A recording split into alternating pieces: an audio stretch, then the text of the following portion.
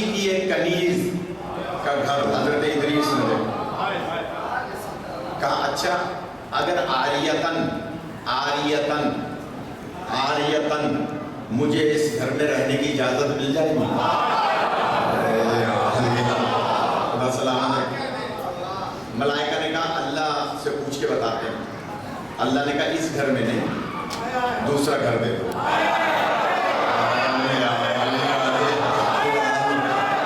سلامت رکھے. نہ اور روایت میں ذمہ دار. کہا کہ یہ علی کی ایک کنیز کا گھر ہے. بڑا جملہ کہہ رہا ہوں, علی کی ایک کنیز کا گھر ہے, اس میں انبیاء کے آنے کی اجازت نہیں ہے.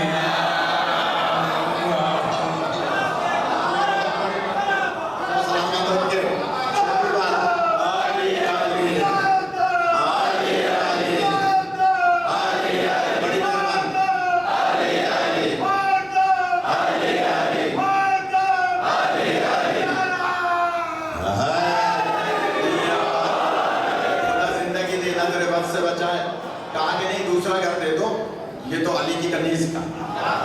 آریتن ایک گھر دے دیا گیا. حضرت خضر آرام کرنے لگے کیونکہ ظاہراً ذائقہ موت نہیں چکھا, تو اسی جسم کے ساتھ ہیں. جب اس جسم کے ساتھ ہیں تو اس جسم کے لوازمات بھی ہیں. رہنے لگے جنت میں, رہ رہے ہیں جنت میں, ابھی تک وہیں رہ رہے ہیں. اور فرمائیے گا زندہ ہیں. ایک دن اللہ کی بارگاہ میں عرض کی, یا اللہ بہت عرصہ ہو گیا اس جنت پہ رہتے ہوئے, کروں کیا؟ کہا زمین پہ کیا کرتے تھے؟ زمین پہ بھائی صاحب حافظ صاحب زمین پہ کیا کرتے تھے؟ کہا زمین پہ میں لوگوں کو پڑھاتا تھا, درس دیتا تھا, درس توحید دیتا تھا. کہا یہاں بھی ملائکہ کی کلاس لگاؤ. ملائکہ کی کلاس لگاؤ, ملائکہ کو پڑھاؤ. آوازیں حضرت ادریس آئی کہ وہاں تو میں لوگوں کو تیری توحید کا درس دیتا تھا. کہا یہاں ملائکہ کو آل محمد کی فضائل کا درس دو.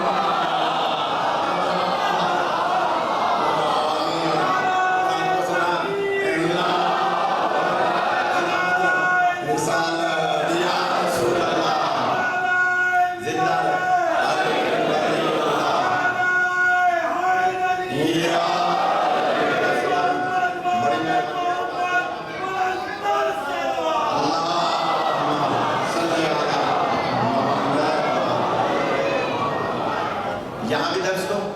کلاس لگنا شروع ہو گئی. ملائکہ حضرت ادریس سے اب تک پڑھ رہے ہیں.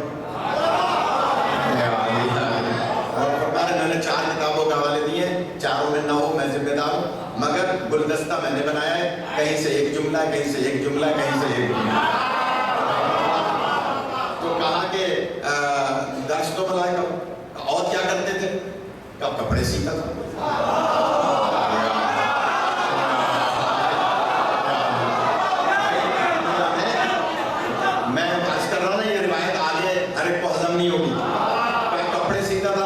یہاں بھی کپڑے سیو.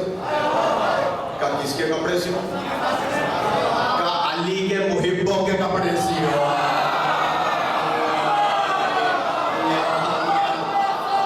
دل مولا علی مولا, علی مولا, خدا سلامت رکھے.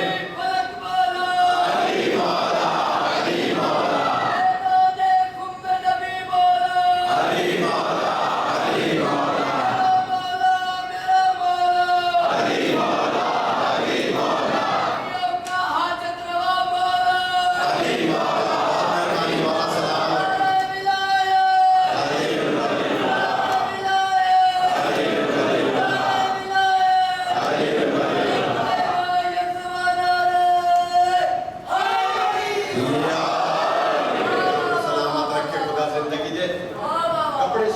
علی کے محبوں کے کپڑے سیو. میں عرض کر رہا ہوں اگر کسی نے روایت نہ سنی ہو تو باہر نکل کے میری غیبت نہ کرے. میں کتابیں میں پیش کر سکتا ہوں, لا کے دکھا سکتا ہوں کہ جناب حضرت ادریس نے سوال کیا, یا اللہ علی کے محبوں کے کپڑے سیوں, کس سائز کے؟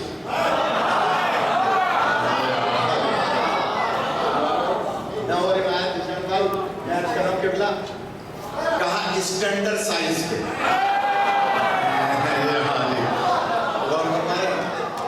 भाई जबानें तो सब अपनी है ना, कहा एक मयार के, एक साइज के, एक मयार के।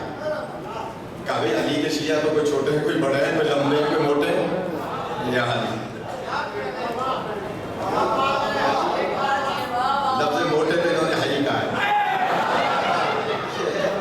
अली कहा कोई शिया कैसा है, कोई कैसा है, आवाज़ें कुदरत आई, तुम कपड़े सियो। जब पुलिस रात पार कर रहे होंगे तो हर एक को तुम्हारा सिला हुआ एक एक जोड़ा दिया जाएगा। अजीब बात है, मैं कह रहा हूँ ना, हजम नहीं होगा बहुत। और जैसे ही उस शिया के हाथ में तुम्हारा सिया हुआ जोड़ा आएगा, वो खुद ब खुद उसके साइज का हो जाएगा।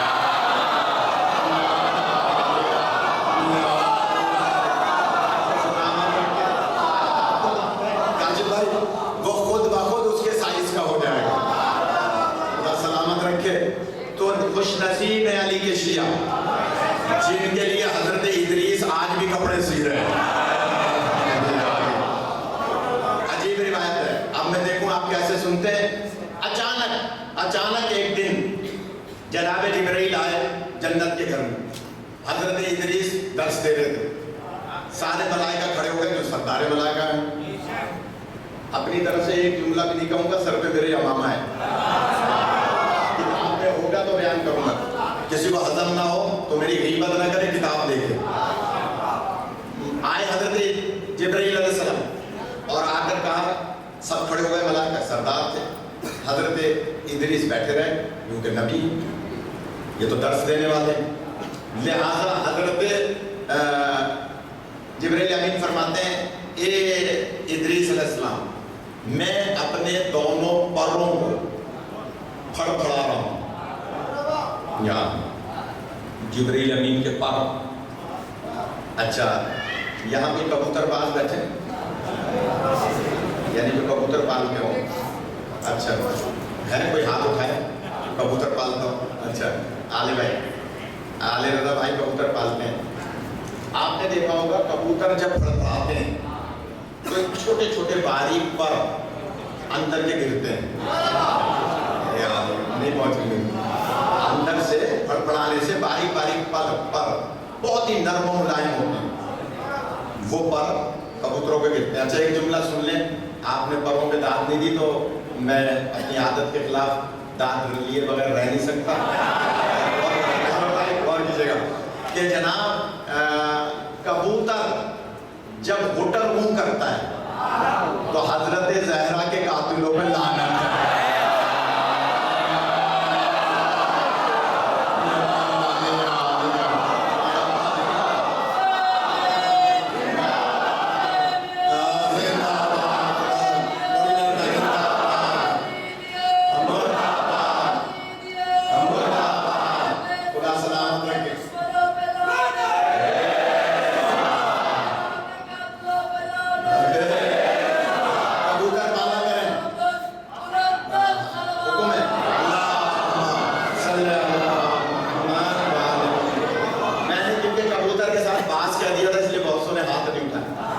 कबूतर पाला करें, मासूम का फरमान है। जिस घर में कबूतर होते हैं वहाँ बुरे जिन्नात नहीं आते।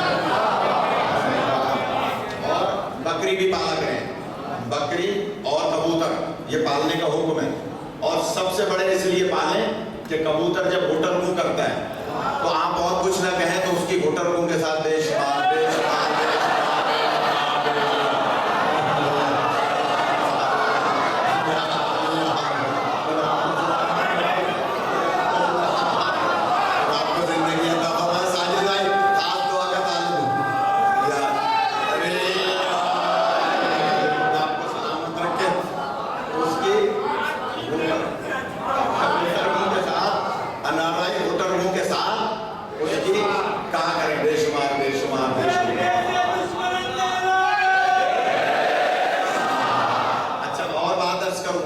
चिड़ियाँ चहचहाती है ना, तो चिड़ियों की चहचहाहट में दुरूद आले मोहम्मद होता है।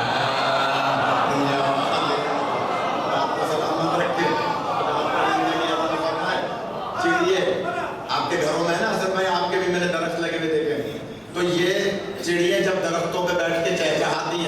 صبح کے ٹائم تو آل محمد پہ درود پڑھتی ہیں، اور جس گھر میں لوگ سو رہے ہوتے ہیں صبح کے وقت، وہاں چڑیے اس گھر والوں سے نفرت کرتی ہیں کہ ہم تو ان کے گھر میں درود پڑھ رہے ہیں، یہ سو رہے پڑھ رہے ہیں۔ اور پڑھنا ہے آپ کی داد ملے گی۔ خدا آپ کو سلامت رکھے، خدا زندگی دے۔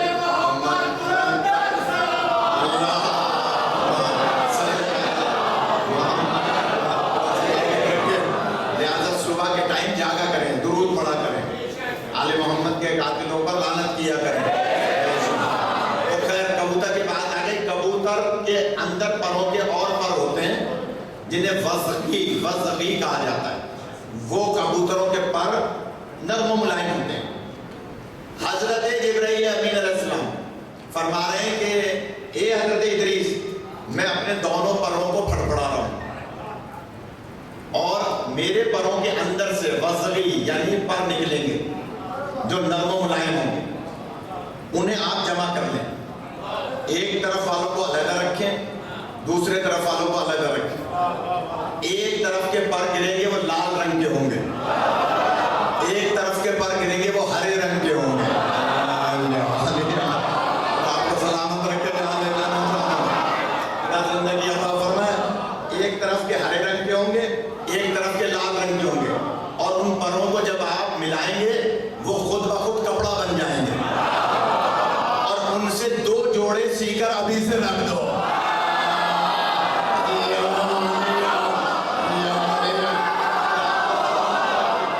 آپ کو زندگی عطا فرمائے۔ پہنچ گیا 2 جوڑے سی کر رکھ دو، نہ ہو روایت میں ذمہ دار ہوں، کہا 2 جوڑے سی کر رکھ دو، ایک لال رنگ کا ایک ہرے رنگ کا۔ اب میں ایک ایسی بات کہنے جا رہا ہوں جو ہو سکتا ہے بچوں نے پہلے نہ سنی ہو، کہ جناب جس وقت بچوں نے کہا تھا اماں ہمارے کپڑے کہاں ہیں، کہا تھا تمہارے کپڑے درزی کے پاس ہیں۔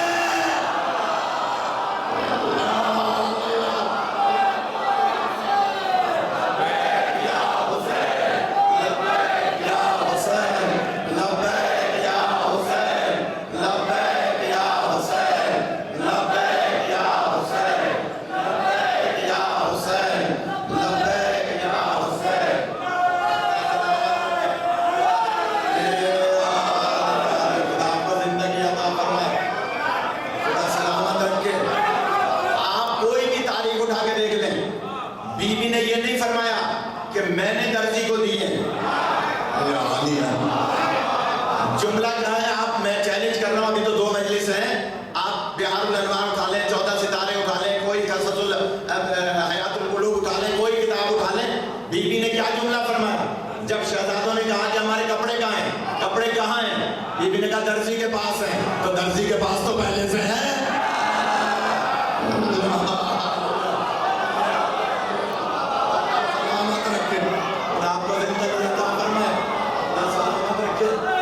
یہ نہیں فرمایا میں نے سینے کو دی ہیں،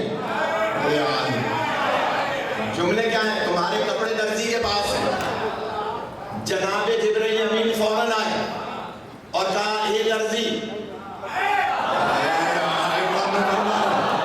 لاؤ حسنین کے کپڑے، لال رنگ کا ہرے رنگ کا 2 جوڑے جناب جبرائیل امین نے لیے، سیے تھے جناب ادریس نے۔ پوچھا حضرت ادریس نے یہ کپڑے سینے کی حسنین کے اجرت کیا ملے گی؟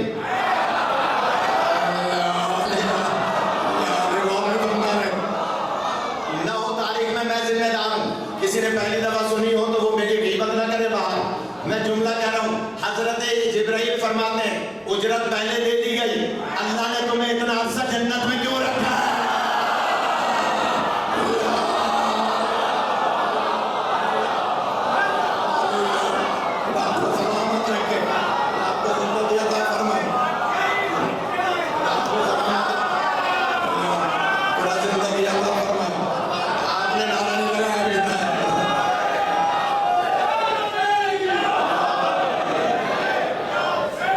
لبیک یا حسین، لبیک یا حسین،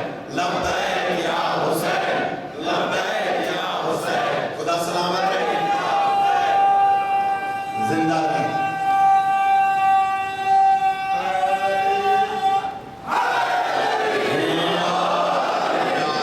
خدا آپ کو سلامت رکھے. یہی حق ہوتا ہے فضائل سننے کا. کہا کپڑے درزی کے پاس ہے, جبریل امین آئے, کہا اجرت ہم نے تمہیں دے دی, اب میں دروازے پر بن کے جاؤں گا, انا خیاط الحسنین. کہ میں آیا ہوں حسنین کا, رضوان جنت نہیں ہے. کیوں؟ دیکھیے, پر تھے حضرت جبریل امین کے, کپڑا تھا حضرت جبریل امین کا, نہیں غور فرمانا, سلائی کی اجرت دے دی گئی تھی. اس لیے جبرائیل نے کہا کہ انا خیاط الحسنین.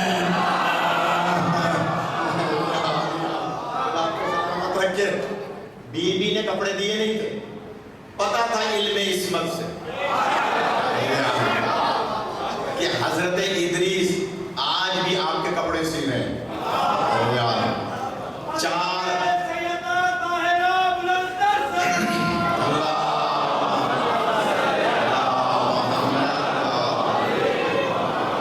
بات لمبی ہو گئی, بچوں کے لیے عرض کر رہا تھا, 4 پیغمبر جن میں 3 پیغمبر اور 1 ولی ابھی تک زندہ ہے. کوئی مسلمان اعتراض کرتا ہے؟ چاروں اپنی اپنی ڈیوٹی بھی دے رہے ہیں. تو اگر وہ پیغمبر اور ولی ڈیوٹی دے سکتے ہیں تو میرے امام ڈیوٹی نہیں دے رہے. یہ کہیں اب ایک اعتراض کا جواب سن لیں, کیونکہ آج مجھے حکم دیا گیا کہ 1 گھنٹے سے زیادہ نہیں پڑھنا, تو اس لیے میں 1 گھنٹے سے زیادہ نہیں جاؤں گا. میں اپنا میٹر بھی صرف کروں گا, اور کوئی ناراض بھی ہو تو فائدہ کا. تو اس لیے میں جلدی سے جملہ کہہ رہا ہوں کہ جناب امام اس وقت موجود ہیں اور ہمارے مسائل حل کر رہے ہیں. ایک اعتراض کا جواب سن لیں. وہی کیو ٹی وی پر 70 اعتراضات کیے تھے ڈاکٹر پور اسرار نے. ٹی وی پر 70 اعتراضات کیو ٹی وی پر مشرف کے دور میں. ان میں سے کئی کے جوابات تو ہم نے ٹی وی پہ دیے, کئی کے جوابات کتابی شکل میں دیے اور کتاب موجود ہے. اور وہ ایک کتاب نہیں ہے, اس وقت اس کی 4 کتابیں آ گئی ہیں کہ امام پر کیے گئے اعتراضات کے جوابات. جس میں پہلا اعتراض انہوں نے یہ کیا کہ اتنا عرصہ کیسے زندہ رہ سکتے ہیں.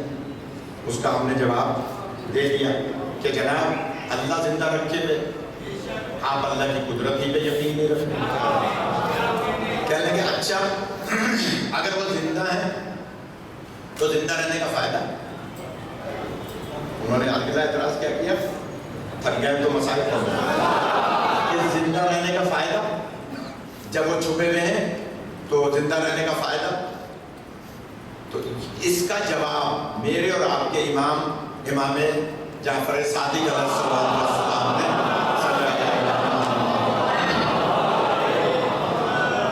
نے اس کا جواب دیا ہے. امام فرماتے ہیں اگر کوئی کہے نا کہ کوئی چھپ کر غائب رہ کر کیسے مدد کر سکتا ہے, فائدہ کیا ہے, تو اس سے پوچھو کہ کبھی سورج کو بادلوں کے پیچھے دیکھا ہے؟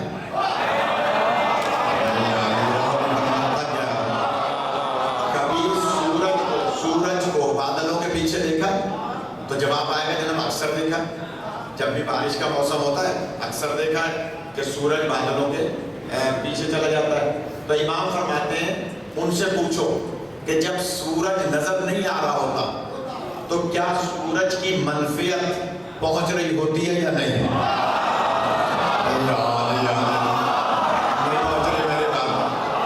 اگر سورج نظر نہیں آ رہا تو سورج کی منفیت پہنچ رہی ہے یا نہیں؟ تو حیات بھی جواب دے گا کہ اگر سورج کی منفیت فائدہ 1 سیکنڈ کے لیے بھی ہم سے دور ہو جائے تو دنیا ہلاک ہو جائے. امام فرماتے ہیں امام تم سے 1 سیکنڈ کے لیے دور ہو جائے تو دنیا ہلاک ہو جائے.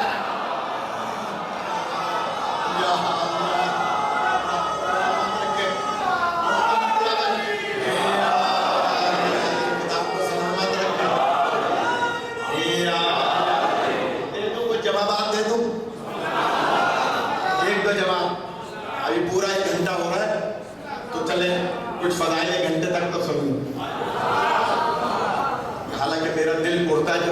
کہتا ہے نا کہ 1 گھنٹے سے کم پڑھیں.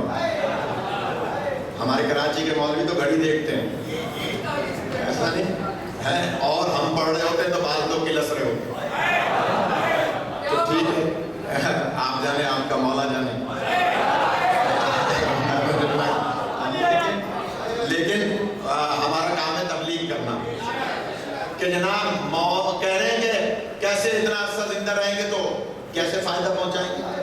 سورج کیسے فائدہ پہنچائے؟ جیسے سورج بادلوں کے اوٹ میں جا کر لوگوں کو فائدہ پہنچاتا ہے, ایسا ہی چلیں ایک بچوں کی بھی سمجھ میں آ جائے. یہ جو نوجوان بیٹھا ہے, یہ چھوٹا بچہ, کتنی عمر ہوگی اس کی؟ یہ بچہ ہے 5 سال کا ماشاءاللہ. یہ بچے جو 5-7 سال کے بیٹھے ہیں, ان کی بھی سمجھ میں آ جائے گی بات. آپ کبھی یہاں سے بیٹھ کے لاہور جا رہے ہو ٹرین میں, یقیناً آپ کے برابر میں کوئی نہ کوئی ناسوی آ کے بیٹھے گا.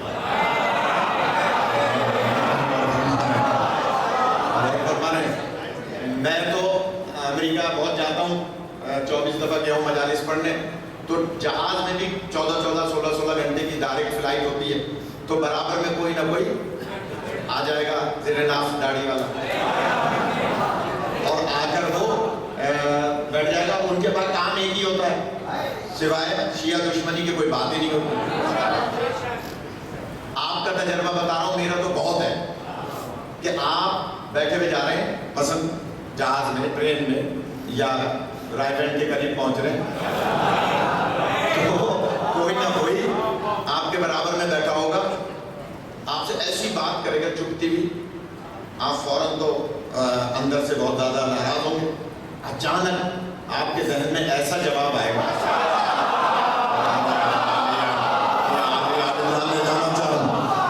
ساجدہ کبھی ہوا یا نہیں, آپ کے ذہن میں اچانک ایسا جواب آئے گا, آپ اسے ایسا لاجواب کر دیں گے کہ اب اس کا چہرہ مرہب کی طرح کھڑکی کی طرف ہو جائے گا.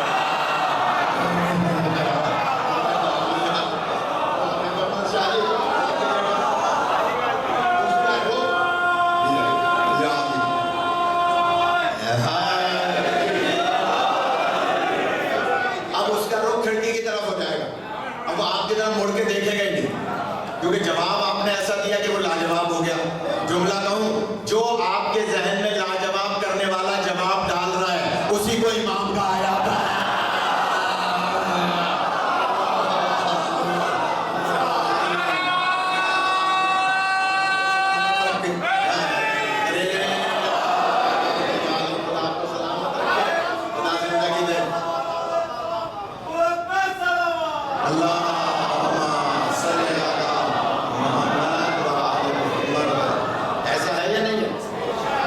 میرا تو بہت تجربہ ہے. اور شیعہ کو ویسے ہی مولا کی طرف سے القا ہوتا ہے. میں نے قدم گاہ پہ ایک مثال دی تھی, علامہ اسماعیل دیوبندی صاحب اگر یاد ہو, حضرت ساجدہ یہ آپ کے لیے سنا رہا ہوں. اسماعیل دیوبندی صاحب سے مناظرہ ہو رہا تھا عبدالستار توسوی کا, درمیان میں ٹیبل لگی تھی, کھانا سجنا تھا, کھانا بھی آیا نہیں تھا, نماز پڑھ کے آ کے بیٹھے. مناظرے کا ایک اصول ہے کہ اگر کوئی غصے میں آ جائے دوران مناظرہ تو پوائنٹس کم ہو جاتے ہیں اور وہ ہارنے کی طرف چلا جاتا ہے. میں بھی آپ کی دعا سے تھوڑا سا مناظرہ پڑھا ہوا ہوں اور 21 افراد کو حر بنا چکا ہوں. سلامت رکھے. دنیا کے مختلف شہروں میں, ہیوسٹن میں عمران خان کی فیملی کے 2 آدمی شیعہ کی ہیں, نام بھی موجود ہے. فرا برکی ایک خاتون ہے, اس کا بیٹا ہے افنان برکی.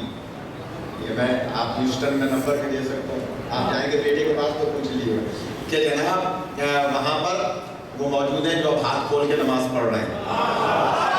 اس طرح سے بہرحال 21 افراد ہیں جن کے نام, فون نمبر سب کچھ ہے. تو میں عرض کر رہا ہوں, مناظرے کا ایک اصول ہے کہ اگر غصے میں آ جائے تو پوائنٹس کٹ جاتے ہیں. عبدالستار توسوی علامہ اسماعیل دیوبندی سے مناظرہ کر رہا تھا اور اس نے غصہ دلانے کے لیے اچانک کہہ دیا, اسماعیل صاحب جلدی سے بتائیں شیعہ اور سور میں کیا فرق ہے. اسماعیل صاحب سے کہا, مجھ سے کہتا تو میں تماچا مار دیتا کہ غصہ آ جاتا نا مجھے, میں کتنا ہی مناظرہ پڑھتا ہوں لیکن تو بہت غلط بات تھی نا, ایک طرح سے گالی دے رہا ہے. کہا کہ بتاؤ شیعہ اور سور میں کیا فرق ہے. اسماعیل دیوبندی صاحب نے غصہ نہیں کیا، ٹیبل خالی پڑی تھی، ٹیبل ناپنا شروع کر دی، کہنے لگے 5 بالش کا فرق ہے۔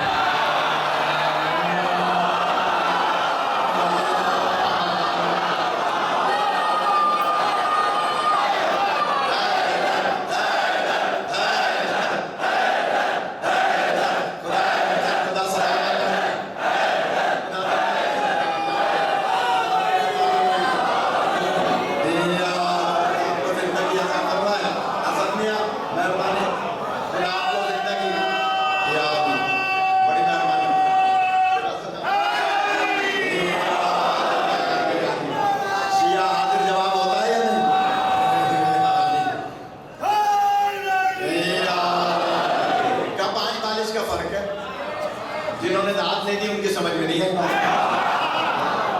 اس کی بھی سمجھ میں نہیں آئی۔ عبدالستار توسبی کیا مطلب 5 بالش کا فرق؟ کہتے مجھے کیا سمجھ کے مناظرہ کرنے آئے؟ کہا شیعہ سمجھ کے آئے ہوں؟ کہا پھر پوچھ کیوں رہے ہو شیعہ اور سور میں یہی فرق ہے؟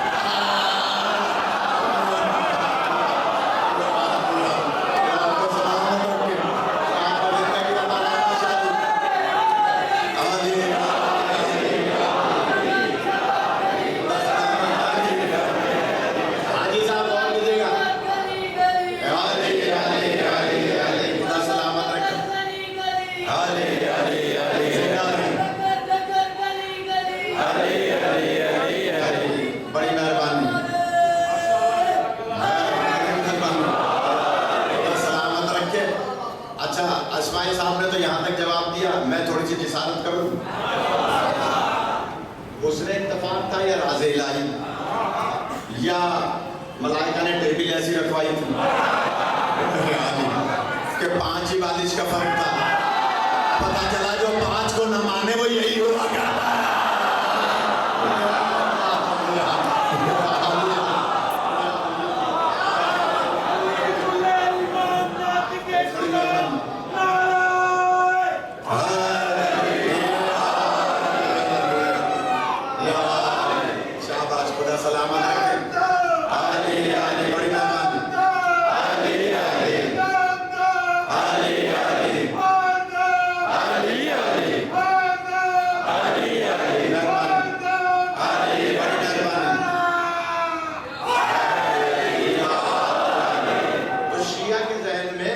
خدا ان بزرگوں کو سلامت رکھے، ان کی نسلوں میں دم دم علی علی رہے،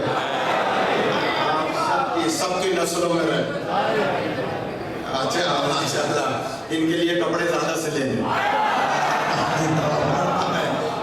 خدا سلامت رکھے کہ جناب امام موجود ہیں، وہ ہمارے مسائل کو حل کرتے ہیں۔ 1 سیکنڈ کے لیے اگر ہم سے نگاہ پھیر لیں، زمانہ ہمارا دشمن ہے، منٹوں میں ہمیں فنا کر دیں، لیکن امام موجود ہیں اور وہ ہماری مدد فرماتے ہیں۔ کسی بھی قسم کا مسئلہ ہو امام سے رجوع کریں۔ ایک روایت سنا دیں، آپ کو سلامت رکھے، خدا زندگی عطا فرمائے۔ امام سے لو لگائیں، کسی بھی قسم کا مسئلہ ہو، میں ذمہ داری سے عرض کر رہا ہوں، امام سے لو لگائیں۔ امام کوئی بھی مسئلہ ہو 2 رکعت نماز پڑھیں کہ مولا میرا کوئی نہیں ہے سوائے آپ کے، 2 رکعت نماز پڑھ کے بس یہ کہ مولا میرا کوئی نہیں ہے سوائے آپ کے، لہذا آپ میری مشکل حل کریں، نہ مشکل حل ہو پھر آپ مجھے کہیے گا کہ جناب امام سے صرف اور صرف عقیدہ مستحکم رکھنے کی ضرورت ہے۔ خالی کولی الجل کہنے سے مسئلہ حل نہیں ہوگا۔ میں نے جملہ کہہ دیا، الجل کے پیچھے تیاری ہونی چاہیے۔ اگر میں سوال کروں تیاری کتنی ہے تو کہیں گے ٹکے کی بھی نہیں ہے۔ الجل تب کہیں جب تیاری مکمل ہو۔ میں کل کی مجلس میں کوشش کروں گا کہ اس الجل کی وجہ کیا ہے، کہنے کا کیوں حکم ہے اور کس انداز سے کہنے کا حکم ہے اور اندر سے کیسی آواز نکالنے کا حکم ہے۔ اگر موقع ملا کل، خدا سلامت رکھے، تو عرض کروں گا، اب دیر کافی ہو گئی لیکن ایک جملہ سن لیں کہ آپ کے خلاف بڑی سازشیں ہوتی ہیں اس دور میں۔ اللہ توفیق دیتا ہے، ہمارے علماء اس وقت جتنے بھی علماء بزرگ اور اس وقت اللہ نے مہربانی کی ہوئی ہے، توفیق دی ہوئی ہے مولانا شہنشاہ کو کہ وہ کس انداز سے لوگوں کو منہ توڑ جواب بھی دے رہے ہیں اور نمائندگی بھی کر رہے ہیں۔ خدا نظر بد سے ہمارے تمام علماء کو بچائے، ہمارے جتنے بھی قائدین ہیں علماء ہیں سب ہمارے اپنے ہیں، خدا سب کو سلامت رکھے اور ہماری نصرت پٹھانی جیسی بہن کو سلامت رکھے کہ جو کم از کم نمائندگی کر رہی ہیں اور حق بات کر رہی ہیں۔ میں ایک جملہ کہہ رہا ہوں کہ جناب جتنے بھی جس پارٹی کے بھی ہوں وہ اگر نمائندگی کر رہے ہیں تو خدا سب کو سلامت رکھے، لیکن میں عرض کروں کہ امام سے لو لگائیں۔ ایک بادشاہ نے شیعوں کو بلایا اور کہا کہ تم لوگ فلاں فلاں فلاں فلاں فلاں فلاں فلاں فلاں کو برا بھلا کہتے ہو۔ انہوں نے کہا بھائی ہم جس کو برا نہیں کہتے، جس کو قرآن برا کرتا ہے ہم اسے برا کہتے ہیں۔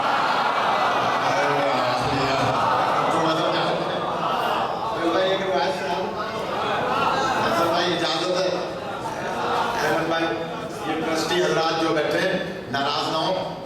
اچھا ایک روایت سن لیں کہ جناب کعبے تم کہا ہم تو کسی کو برا نہیں کہتے، جسے قرآن برا کرتا ہے ہم اسے برا کرتے ہیں، جسے قرآن اچھا کرتا ہے ہم اسے اچھا کرتے ہیں۔ ہمارے پاس تو معیار قرآن ہے اور قرآن لانے والا ہے، لہٰذا ہم کسی کو برا نہیں کہتے، کسی کو اچھا نہیں کہتے۔ جس کو قرآن اور نبی اچھا کرتا ہے ہم اسے اچھا کرتے ہیں، جسے قرآن اور نبی برا کرتے ہیں ہم اسے برا کرتے ہیں۔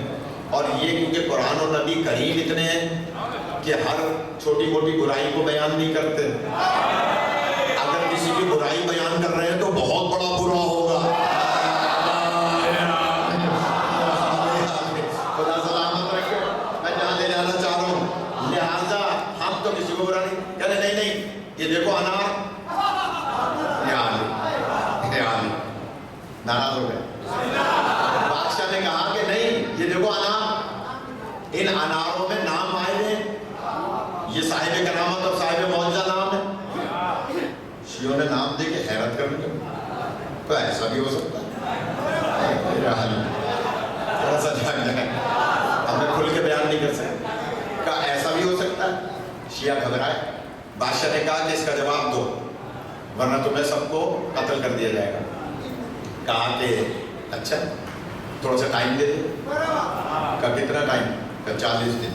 کہا ٹھیک ہے 40 دن کا ٹائم دیا، اس کا جواب لاؤ، نہیں لائے تو قتل کر دیے جاؤ۔ سارے علاقے کے شیعہ میری طرح کے تھے، میں آپ کی بات نہیں کر رہا۔ چلے گئے دریا کے کنارے، کیونکہ عریضہ دریا میں ڈالتے بھائی، تھکے گئے آپ، دریا کے پاس چلے گئے، جا کر آہوزاری کرنے لگے، مولا گردنیں اڑ جائیں گی۔ 39 دن پورے ہو گئے۔ اچھا امام جب کسی کو مسئلہ حل فرمانا چاہتے تھے نا تو ان کے ذہنوں کو معاف کر دیتے تھے تاکہ وہ مجھے پہچان نہ پائیں۔ اس لیے کہ اگر امام کو ظاہراً کوئی شادی اور کیجیے گا، امام کو ظاہراً کوئی دیکھ لے نا اور پہچان لے تو دو باتوں میں سے ایک بات ہو، یا تو ہلاک ہو جائے گا یا پاگل ہو جائے گا۔ اور ہمارے غیبت کبریٰ میں، غیبت کبریٰ میں یا تو پاگل ہو جائے گا، دیوانہ ہو جائے گا یا ہلاک ہو جائے گا۔ تو امام دیوانہ پن سے بچانا بھی چاہتے ہیں اور ہلاکت سے بچانا بھی چاہتے ہیں، لہٰذا مولا ان کے ذہنوں کو معاف کر دیتے تھے۔ لہٰذا شب چہلم آخری رات تھی، چہلم تھی یعنی 40ویں دن کی، اگلے دن بادشاہ کے یہاں پیش ہونا تھا یا قتل ہونا تھا یا جواب دینا تھا۔ تو الصبح مغرب کی جانب سے گھوڑے سوار ظاہر ہوئے، گزر رہے تھے۔ وہ جب کیا آوازاری کر رہے ہو؟ انہوں نے کہا یہ مسافر ایسے ایسے بادشاہ نے امتحان میں ڈال دیا اور آج ہم قتل ہو جائیں گے، صبح نکل رہے ہیں، 40واں دن نکل رہا ہے، امام کو تو ہم پہلے دن سے پکار رہے ہیں اور ہمارا مسئلہ حل نہیں ہوا۔ تو کیونکہ ذہن تو مولا نے معاف کر ہی دیا، کہا تم لوگ بھی سمجھتے نہیں ہو، فلاں وزیر ہے، وہ سازشی ہے، وہ ناسبی ہے۔ حکومتوں میں وزیر ہوتے ہیں نا ایسے، لہذا کہا کہ اس بادشاہ کے وزیر نے فلاں لوہار سے کچھ لوگوں کی سازش سے سانچے بنوائے، ان میں نام کندہ کیے تھے اور وہ کچے اناروں میں فٹ کر دیے تھے. جب انار بڑے ہوئے وہ نام اس کے اندر ظاہر ہو گئے. پھر وہ سانچے نکال لیے اور سانچے نکال کر ایک ٹوکرے میں, ایک چیز میں, ایک ٹوکرے میں, جیسے ہمارے کھجوروں کا ٹوکرا ہوتا ہے, اس میں رکھ کر اور وزیر کی گھر کی بالا خانے کی چھت کی فلاں الماری میں رکھے ہوئے. اور تم جاؤ بادشاہ سے کہو کہ اس وزیر کو بلائیں.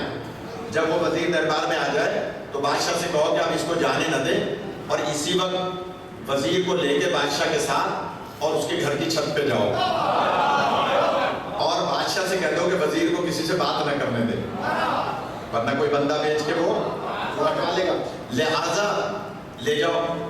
کہا ٹھیک ہے. سمجھ میں نہیں آیا کون ہے بتانے والا, چلے گئے. صبح گئے بادشاہ کے پاس, بادشاہ ایسے ایسے فلاں وزیر کو بلاؤ. وہ وزیر آیا, کہا اس کو لے کے چلیں اس کے بالا خانے پہ. وزیر کہنے لگا کیا مسئلہ ہے؟ وہ ظاہر ہے کہ چی بچی ہونے لگے. کہا کہ نہیں چلو. بادشاہ لے گیا, لے جا کر اوپر وہ الماری سے ٹوکرا نکلوایا, اس میں وہ تینوں سانچے موجود تھے.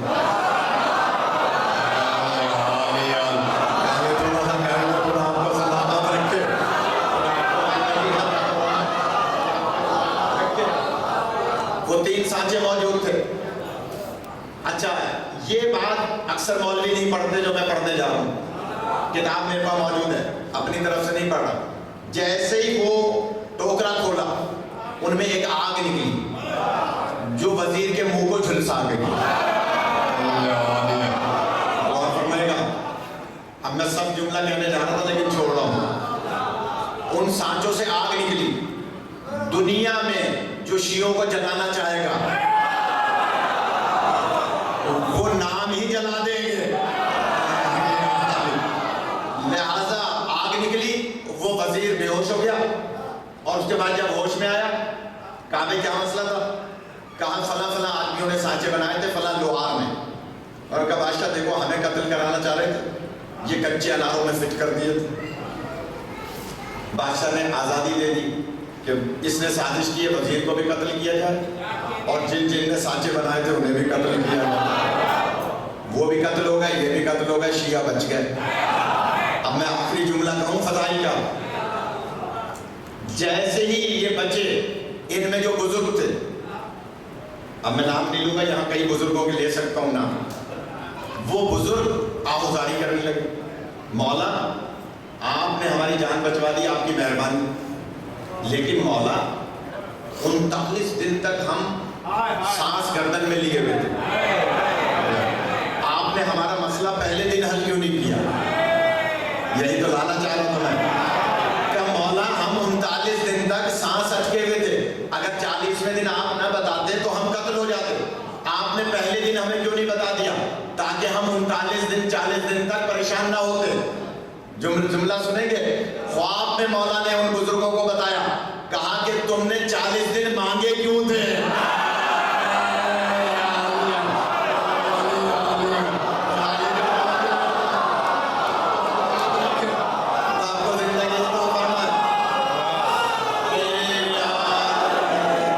تم نے 40 دن کیوں مانگے تھے؟ اگلا جملہ سنیں گے جنہوں نے پہلی بات پہ داد نہیں دی. مولا فرماتے ہیں تم نے 40 دن کیوں مانگے تھے؟ تم لاوارث ہو, تم اسی وقت دربار میں کہتے ہم ابھی امام سے پوچھ کے بتاتے ہیں, میں اسی وقت مسئلہ حل نہ کرتا تو تمہارا امام ہی نہ.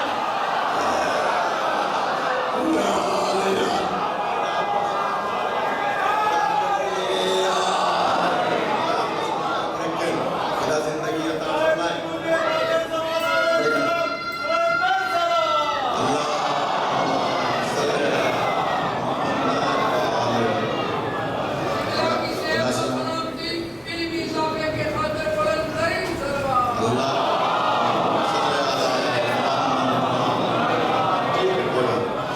سلامت رکھے, سوائے غم اہل بیت کے کسی غم میں مبتلا نہ کرے. امام سے لو لگائیں, ہر مسئلے کا حل موجود ہے. آج بھی میرے اور آپ کے امام زیارت ناہیہ ان کے آنسو, ان بیویوں پر سلام کرتے ہیں کہ جس کے ہاتھ پر سے گردن باندھے گئے, علی کی بیٹیاں, میں نے اس خمسے کے لیے پہلی ہی مجلس میں عرض کیا تھا کہ عزیزانو کربلا سے واپسی مدینے تک معمولی مسائل نہیں ہیں۔ جب واپس مدینے آئے عزیزانو جناب سید سجاد آئے تھے، پھوپھی اماں بتائیے کہ یزید سے کیا کیا چیزیں طلب کی جائیں، تو بی بی نے فرمایا تھا سب سے پہلے مجھے شہیدوں کے سر چاہیے۔ یہ میں نے پڑھ تو دیا، آپ نے سن بھی لیا اور اکثر ہم پڑھتے ہیں، لیکن تصور فرمائیں جب اتنے عرصے کے بعد جناب زینب کی گود میں حسین کا سر آیا، سب بی بی کا کیا عالم ہوگا، اس وقت جناب ام کلثوم کا کیا عالم ہوگا، اور رضاکاروں جب جناب عباس کا سر رقیہ کی گود میں آیا، بہن کا کیا عالم ہوگا، جو بہن بھائی رکھتے ہیں ان کا کیا عالم ہوگا۔ عزیزانو جب جناب عباس کے لال محمد ابن عباس جو 9 سال کے تھے، جن کی پیشانی سے نور نکلا کرتا تھا، جو جناب ام کلثوم، ایک روایت سن لیجئے، شب عاشور جب مولا حسین علیہ السلام خیموں کا معائنہ فرما رہے تھے تو آگے مولا حسین تھے اور خیموں کے باہر کھڑے ہو کے اندر کا احوال سن رہے تھے کہ دیکھوں بیویاں کیسی تیاری کر رہی ہیں، تو پیچھے حضرت عباس تھے۔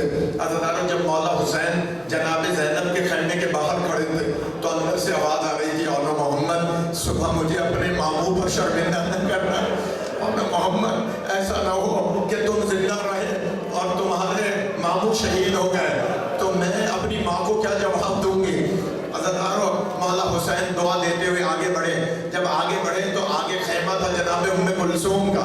عزیزانو جناب ام کلثوم کی کوئی اولاد نہیں تھی، جناب ام کلثوم کا خیمہ تھا تو بی بی کا رخ نجف کی طرف تھا اور نجف کی طرف رخ کر کے کہہ رہی تھی بابا علی میری کوئی اولاد نہیں ہے، میں صبح کس کو قربان کروں گی۔ عزیزانو اور یہ جملہ صاحب مالی السبتین لکھتے ہیں، یہ جملہ جناب عباس نے سن لیا، ایک مرتبہ الٹے پیر پیچھے ہٹے، اپنے خیمے میں گئے، اپنے 9 سالہ محمد کو جن کی پیشانی سے نور نکلتا تھا، ایک مرتبہ محمد کو گود میں لیا اور جناب زکیہ سے کہا اے زوجہ عباس، اے محمد کو سفید رنگ کے کپڑے پہنا دو، گویا کفن پہنوایا اور محمد کو گود میں لیا۔ 9 سالہ محمد کو لے کر ایک مرتبہ دروازہ جناب ام کلثوم پر آئے اور آقا کہا آقا زادی اجازت ہو تو میں اندر آ جاؤں۔ جناب ام کلثوم فرماتی ہیں ہاں عباس آ جاؤ، یہ محمد کو کیوں لائے ہو؟ کہا آقا زادی آج سے یہ آپ کا غلام ہے، اسے صبح اپنی جانب سے قربان کر دیجیے گا۔ عزیزانو جب صبح ہوئی اور حضرت ام کلثوم کے خیمے سے ایک ننھی سی تلوار لگا کر محمد گھر سے باہر آیا، مولا حسین ایک کرسی پر بیٹھے تھے، ایک مرتبہ کھڑے ہو گئے، کہا عباس یہ تو تمہارا لال ہے، کہا نہیں آقا یہ رات سے ام کلثوم کا غلام۔ اجرکم اللہ، خدا آپ کو کسی بات میں نہ رلائے سوائے مظلوم کربلا کے۔ عزیزانو مولا حسین نے فرمایا عباس تمہاری وفا پر قربان، حضرت محمد جناب ام کلثوم کی طرف سے قربان ہوئے۔ میں آپ سے سوال کروں گا جب شہیدوں کے سر آئے ہوں گے اور محمد کا سر آیا ہوگا، میں نے روایت پڑھی جناب زکیہ نے محمد کے سر آنے پر اپنا رخ دوسری طرف کر لیا تھا کہ یہ بچہ تو ام کلثوم کا۔ حضرت ام کلثوم آگے بڑھے، محمد کے سر کو گود میں لیا اور کہا عباس تیری وفا پر قربان۔ اجرکم اللہ۔ عزیزانو خدا آپ کو کسی غم میں نہ رلائے۔ میں سوال